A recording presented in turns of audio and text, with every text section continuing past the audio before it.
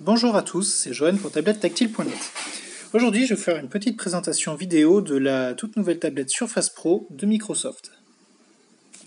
Donc cette tablette vient succéder à la Surface Pro 4, que nous avions déjà eu l'occasion de tester sur le site l'an dernier. Comme vous pouvez voir, elle reprend absolument le même design, exactement les mêmes mensurations, la même connectique. Microsoft garde le même châssis. Tout ce qui change, c'est vraiment l'intérieur de la tablette. Donc niveau connectique, on retrouve le Surface Connect qui permet la recharge ou le branchement d'un dock, Microsoft bien sûr, un port USB, un mini DisplayPort, et sous la béquille, le port micro SD. Le petit changement se situe surtout au niveau de la charnière qui a été légèrement revue et semble plus solide que précédemment. Comme vous voyez, la béquille est toujours aussi efficace et permet de mettre la tablette dans plusieurs positions. Au niveau de l'écran, on retrouve l'écran Pixel Sense qui était déjà utilisé sur la Surface Pro 4. Il est toujours aussi beau et lumineux, avec des couleurs toujours aussi bien rendues. C'est l'un des meilleurs écrans que j'ai vu et je pense même qu'il surpasse les écrans Super AMOLED de Samsung, du moins à mon sens. Il est vraiment confortable à utiliser, c'est un régal.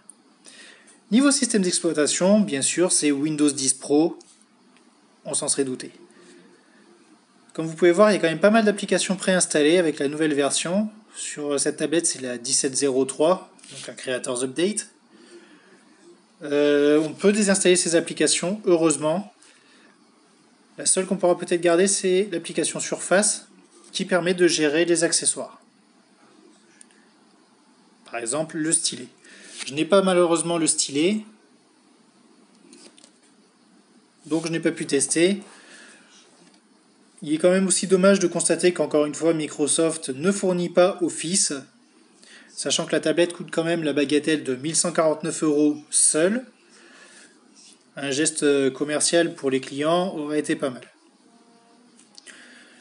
Le plus gros défaut de cette tablette, en fait, ça vient justement de ce que je viens d'évoquer, c'est cette politique du tout en pièces détachées. Microsoft nous fournit une magnifique tablette sans aucun accessoire. Donc, le clavier haut de gamme Cover en Alcantara est vendu à part et il coûte quand même 179 €, ce qui n'est pas négligeable quand on le rajoute au prix de base de la tablette. La Surface Pro 4 fournissait le stylet. Ici, il n'est même plus fourni, il faut l'acheter à part. Donc le nouveau stylet, qui prend 4096 points de pression et pas 1024 comme le premier, est vendu seul à 110 €.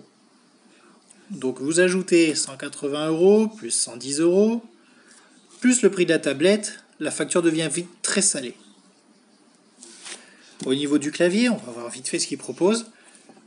C'est un très beau clavier, il faut l'avouer. Comme vous voyez, il est entièrement recouvert d'Alcantara.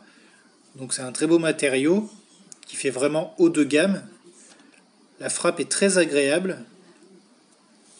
Et le clavier est rétroéclairé sur 3 niveaux. Donc c'est vraiment un excellent clavier, mais vendu malheureusement trop cher, sachant que c'est un accessoire quand même indispensable pour un hybride à mon sens. La fixation s'effectue toujours sur le dessous, et c'est magnétique. Voilà. Donc voilà.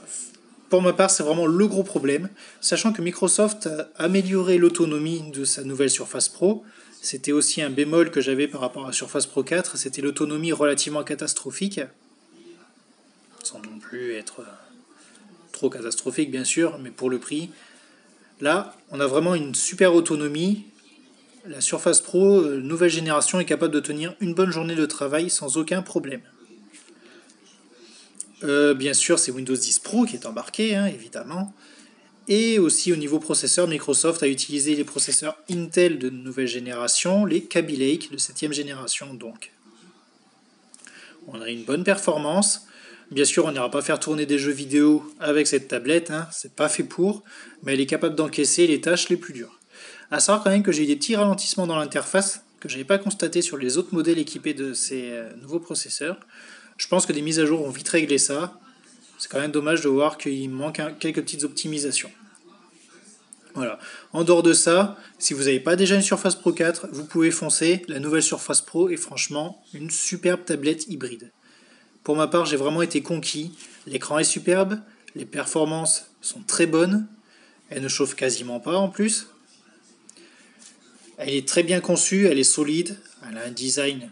Bon, après c'est une affaire de goût, mais le design est quand même accrocheur. Du moins, il respire la solidité.